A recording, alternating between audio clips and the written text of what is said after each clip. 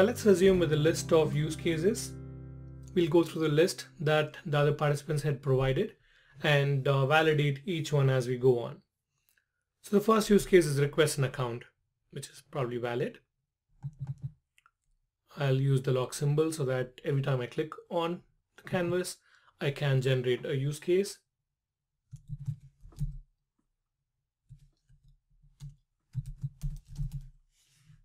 Request account. And then once you request an account, you log in. That seems straightforward as well.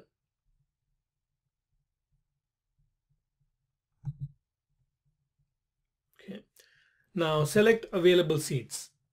Now that seems like a very short step, as in it's a one-step process. So you probably don't want to have an entire use case around just selecting a seat, right? So looking at what makes sense in terms of comparable use case, right?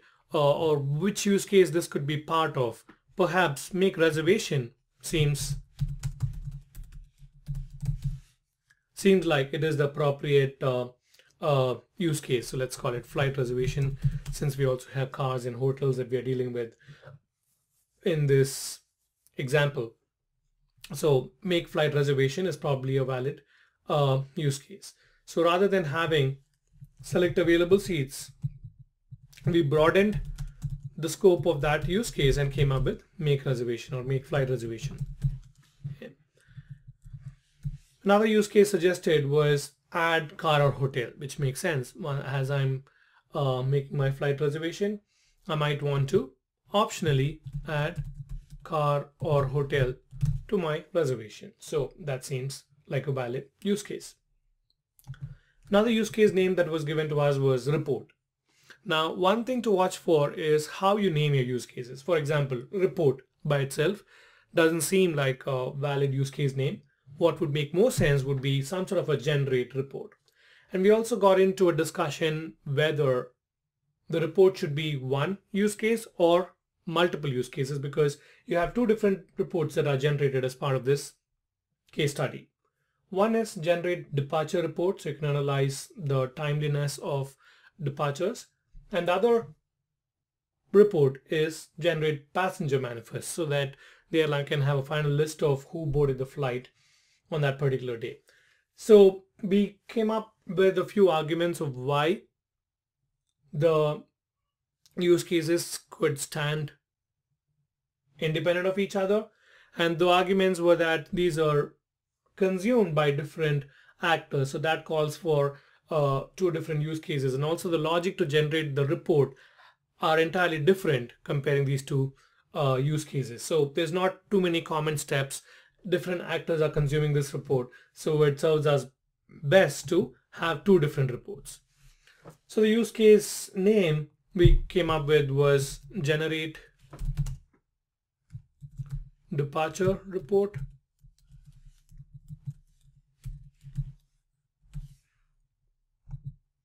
And also generate passenger manifest.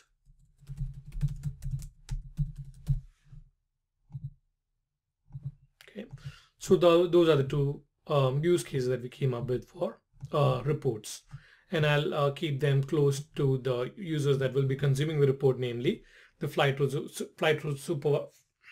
supervisor and flight manager. What else do we have? So rather than this single report, which was not named appropriately, by the way, we'll have generate departure report, generate passenger manifest as two different reports. Another use case that was brought up was make payment. Now one could argue that make payment, everything happens within the flight reservation use case. While that is valid, since payment is kind of its own thing, it has several flows within itself. Making successful payment, making an alternate payment, there are different things that can go wrong with it as well. So it serves us best to have a separate make payment use case, which will probably tie into the make flight reservation use case as well. But but for our purposes, we'll keep it separate for now. So that's your make payment use case. All right, what's the next one on our list? Reward program. Again, the participants that generated this report or this list did not name this use case appropriately. When they say reward program, it's just the object. What are you doing with that object? Are you, requesting a reward program? Are you, collecting a rewards? So there needs to be some sort of a concept of what are you doing with those rewards program, and also name the use case appropriately, which starts with the verb.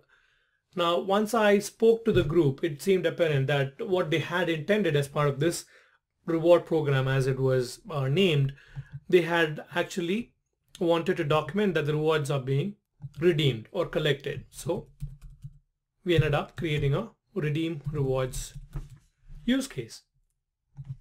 Okay.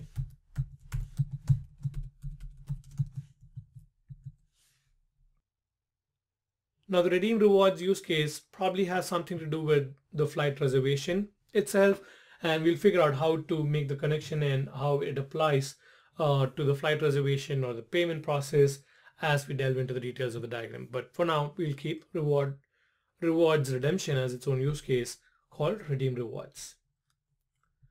Someone brought up check weather, that the flight reservation system probably has some sort of indication of the ability to check weather so you can plan your trip accordingly and whatnot. Now, while that's a creative idea, it's not directly tied to the business case at hand. So we discounted that use case and opted not to include it, again, to focus on the core pieces of the flight reservation system rather than ancillary optional services that were not requested in the flight reservation system as such. Now, as you do your business modeling session with your use cases or review your use cases or trying to brainstorm, you might have these very creative out-of-the-box ideas prop up as well. And as a business analyst, you always have to be cognizant about what was agreed upon as the scope of this project. What are we building? And not lose focus and have all these add-on pieces and all these creative ideas muddy up your core product that you're building. If something seems like a good idea, you can always table it, meaning you can put that away for now and create a change request or something, so you have something to come back to it and assess priority. But always keep in mind what your system boundary is, what this box is, right? Because you and your development team and your testers, you're all signed up to successfully implement and deliver this system and the use cases within this system, which are considered core for the success of the system. So any creative ideas, keep out or perhaps defer it so that you can come back to it and reevaluate it, perhaps time dependent on the current release itself, or you can perhaps bring it back on a future release. So always be on the lookout for any use cases that are not directly relevant to the system that you're building or directly qualifying as your core use case that you're delivering in your first instance. So keep that in mind. Now the next use case was generate confirmation code. We noted that this particular use case was probably just one step within the grand scheme of make flight reservation. Once a reservation is made, the 6-digit code is generated by the system and persisted as part of the reservation, communicated to the customer, perhaps included in the email, and so on and so forth. But all that seems to be a very small piece within the make flight reservation use case. So we discounted that use case as well because it wasn't as significant by itself. Similar to our seat selection use case, select a seat use case that we discounted earlier, it was part of a larger use case. It's a couple of steps. You don't have too many scenarios. So that's a good reason to keep that as part of a larger use case. So that's what we ended up with. The next use case is print boarding pass. Now, print boarding pass could be a use case. However, what are the other things that you want to do with the reservation? You probably want to view the itinerary. You probably want to print the itinerary. You probably want to create the boarding pass. All that can be made as part of one use case or perhaps split into two different use cases. And as a matter of standard practice, I would prefer it to be two use cases. One called check-in online,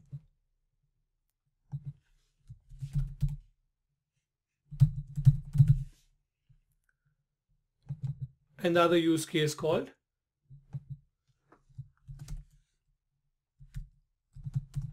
view operand itinerary. Okay.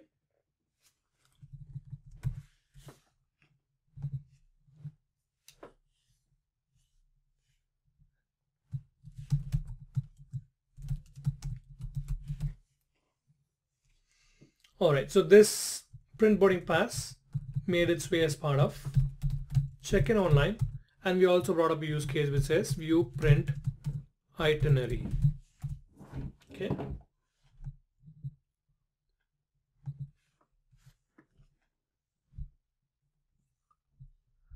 All right, now after the view print itinerary use case, you also have modify reservation and cancel reservation that were brought up. And there's something that is common between modifying and canceling. You still need to pull up the itinerary and you need to indicate whether you're modifying or canceling. The outcome can be slightly different because if you're modifying, you might incur an additional charge or your ticket might be less expensive. In fact, if you're canceling, then a reward needs to be applied. So although the outcomes are slightly different, you're accessing the itinerary, you're doing something basic with it. So we could create them as one use case. But if you wanted to do it as two different use cases, that's absolutely fine too. So this use case would probably also tie into the make payment use case if necessary, and it would allow the user to modify or cancel their reservation. Okay. What else do we have here? Request refund. So if the airline itself is canceling the flight for some reason, if there are scheduling changes, then the passenger is able to get a refund. Although I had a suggestion with regard to how this use case was named, rather than having it as a request refund, it would probably be better to call it process refund, because it's not like the customer will have to fill a form and then say my flight was cancelled and hence I'm requesting a refund. The airline should perhaps do it automatically based on a schedule change that's happening. So a process refund use case was initiated instead. Now, what are the other types of refunds that you could expect? If the airline has to cancel the reservation, then it's called process refund. However, if the customer ends up modifying their reservation or canceling their reservation within the right time point, then they would probably qualify to some sort of a credit that they can use with a future flight. So we call this use case process refund, process credit, or refund. So that would take care of anything that needs to go back to the customer in terms of a cash refund or a credit refund. Okay, that's the next use case. So we modified this to process refund or credit.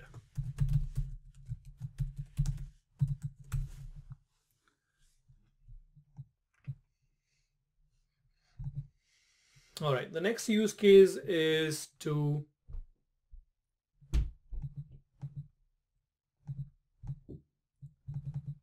the next use case has to do with the scheduling. The scheduling staff needs to have their own use case, and this was aptly brought up as managed flight, car or hotel.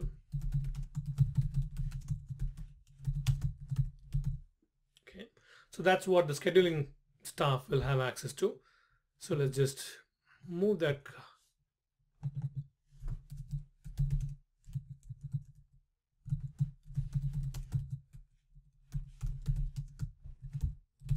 It did not allow me to use commas, so I'm avoiding that and just having that as managed flight, car or hotel.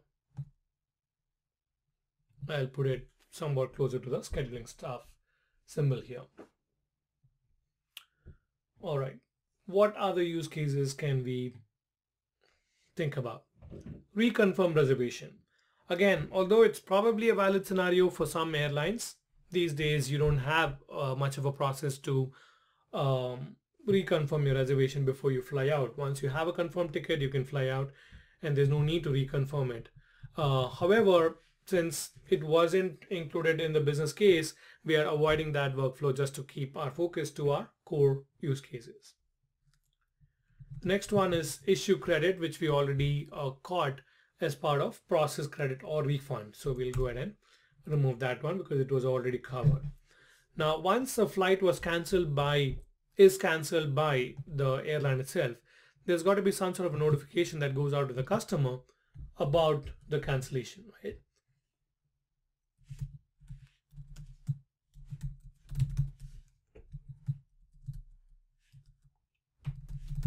So I'll probably name it modify or notify cancellation, so that based on a scheduling change that the airline needs to cancel a particular flight, all their customers will get notified. And along with the same process, the process refund use case should also be kicking in. And then someone pointed out a use case called enter confirmation code. And I kind of questioned what that could mean, because it wasn't clear from the use case name what that particular use case entailed. And upon further discussion, I figured that they were meaning that customers can purchase or manage their tickets without having to log into the system. They could do so with their last name and the confirmation number. So this was indicated as an alternative to the login use case. However, again, that's one step, right? Entering a confirmation code is just one step in the whole process, so it didn't seem worthwhile to include that as its own use case.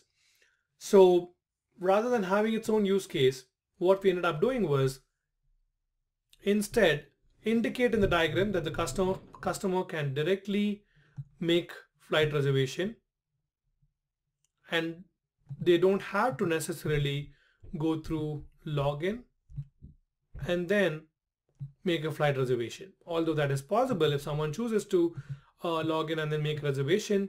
However, they could make a reservation directly. So you could indicate that using the associations itself as to what paths are possible, rather than having to create another use case to say, okay, this is how you log in without a username and password, using the 6-digit confirmation code and your last name. So that seemed like a association driven rule that you could convey, rather than having its own use case, which would be a simple couple of steps, not significant enough to be a use case anyway. Okay. And then lastly, they brought up that, okay, someone could call customer service and cancel the reservation. Now, to me, that is a use case that can be executed. The existing use case, modify or cancel reservation, could be executed by the customer or by the customer service team. So I could draw out an arrow like this as well as an arrow like this. So that would show me that the same modification or cancellation can be performed by the customer or on behalf of the customer by the customer service rep.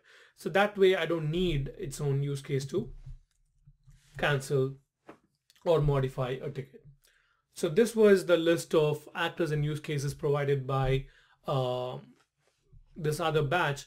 But now let's inspect and see if we have everything covered within these elements. Okay. So basically we are looking for any use cases that might be missing. To start with, we had this redeem rewards use case, but there was no mention about how you register for rewards, how you accrue rewards. So that seemed like a missing piece of it, because end of the day, when you're redeeming rewards, the system also processes your rewards accrual, and the case also states that you need to be a registered user to be able to participate in the rewards program, and a login is required if you want to register for rewards. So perhaps there's some sort of an enroll for rewards use case, and also there's perhaps a use case to accrue the rewards. which happens at any time that you want to add to your reward points. Every time you fly, this use case would add to your reward points and enable you to redeem those rewards at a later time. So we also added this accrue reward use case. So these use cases were missed by the group, and we added those as additional use cases. The other missing piece was that process credit or refund. So once you process the credit, there's got to be some way to reclaim the credit, right? So for that use case,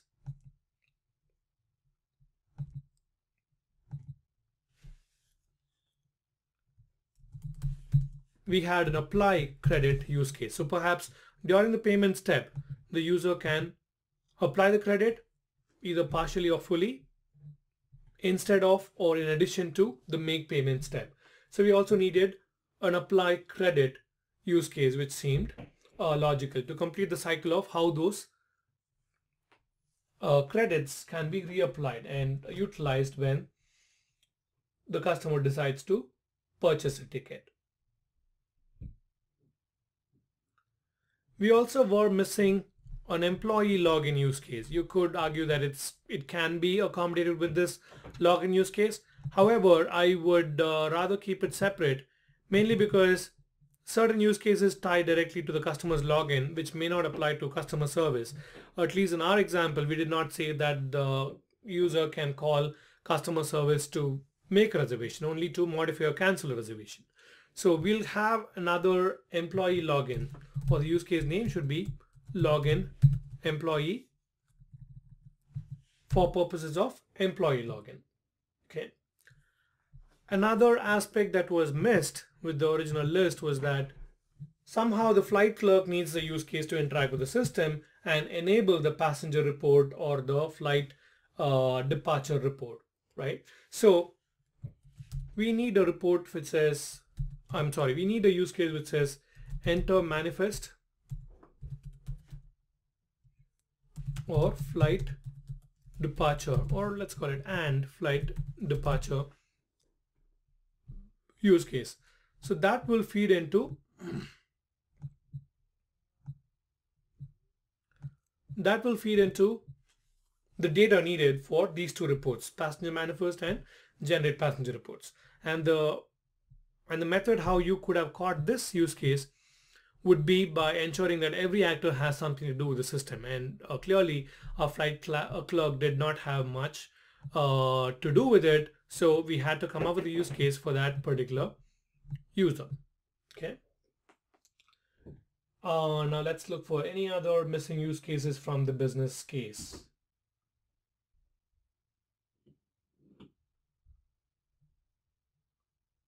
That seems like we got all our use cases. So this is the list of use cases and actors, and shortly we'll take a look at how we can complete the associations between use cases. We already have some some directed associations built up, but now let's take a look at some of the more complex ones. For example, the include association. Does that make sense to include something anywhere? So for example, when you make a flight reservation, you're probably always going to have an include make payment. Okay, let's see if there's an instance where you have extend relationship going on. So your when you're making a flight reservation, you have the option to add car or flight. Do we have that use case somewhere?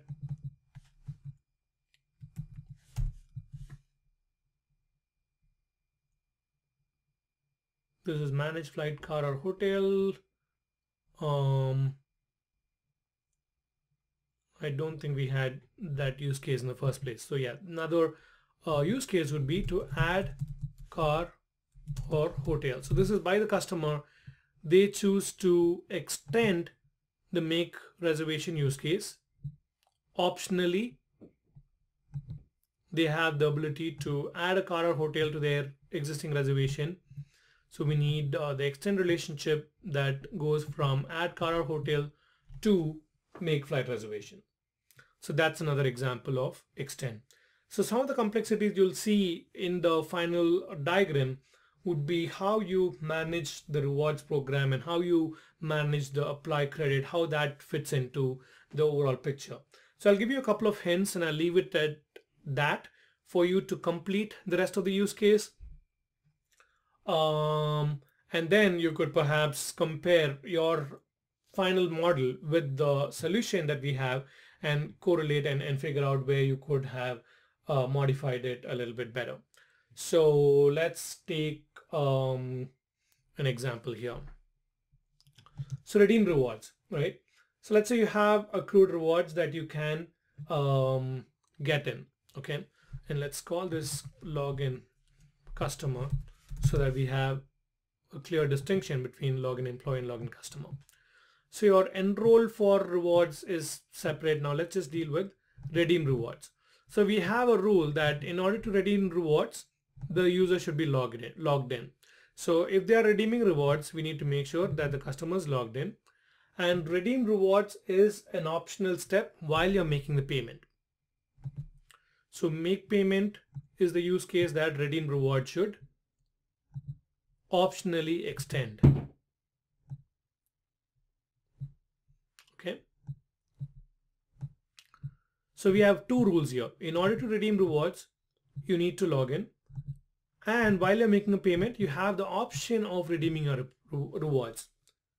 So those are the two things that you would have here. If you said redeem rewards is included by make payment, it would read that in order to make a payment, you need to claim your rewards. What if someone does not have any rewards points, or if they choose to do it at a later time, or they're not even enrolled in the rewards program? So that's why redeem rewards is an extension of make payments, or in other words, make payments is extended by redeem rewards. Now, what about credits that you could have? Again, it's very similar to redeem rewards. So your apply credit would extend make payment as well. So again, this is also an extend relationship. Okay. Now, as you can see, the diagram looks a little bit messy. So let's try to rearrange it a little bit to make it more presentable. And one of the first things that I would do to make the diagram look better is select all, Control A, or you could also do a edit, select all, I'm sure. Yeah. Okay. And then once you have that selected, format line style rectilinear so that all your connectors are rectangular rather than oblique. And now that I don't need the notepad on the side, let me just make the diagram a little bit larger, and I'll rearrange the bubbles a little bit so that they present slightly better. Now, time and scheduling stuff. Time is a primary actor, so I'm not strictly following the rule that all the primary actors should be on the left, just as a matter of making the diagram more presentable. Okay, and also I could I can probably rename some of these use cases so that they fit in better in my diagram, because I have several of these huge bubbles. So if I rename those, I can make it a little bit better in terms of readability. So let me just go ahead and do that.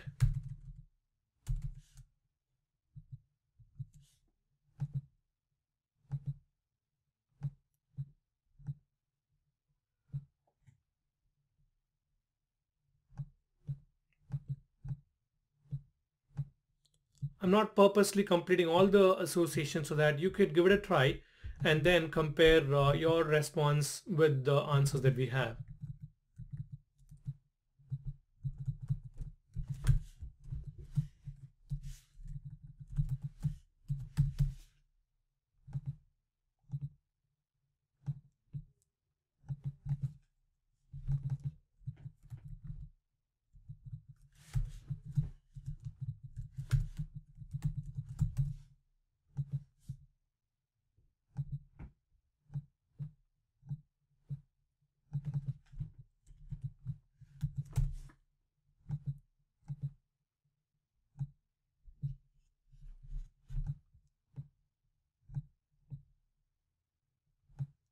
All right, looks like I can manage that a little bit better once I have these with shorter names, and try to avoid any crisscrossing between the lines here. For example, customer service, let me see if I can separate it out distinctly enough so that it's not crossing over overall. Okay, so you can do a little bit of tidying up here.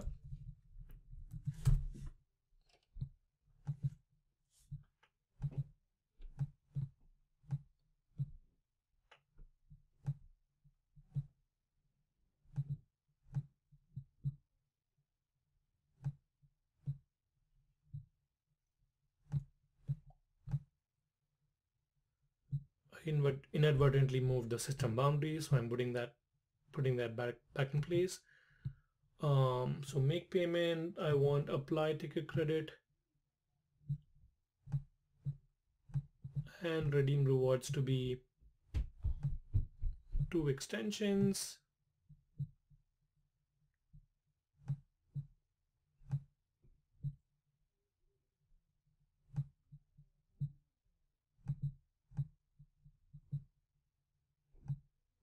That looks slightly better, but if I spend more time to it, I can make it a little bit more presentable.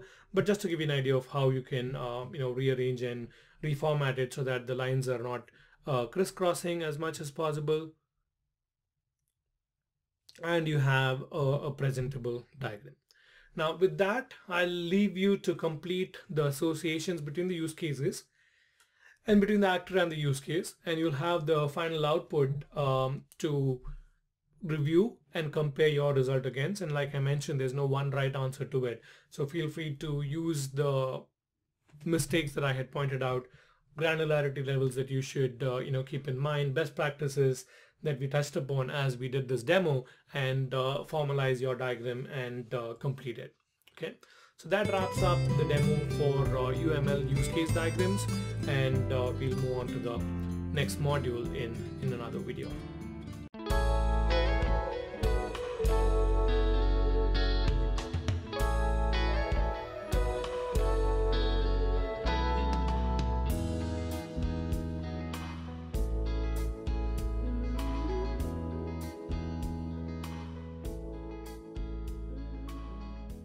Hi, I'm Dan Perlmutter.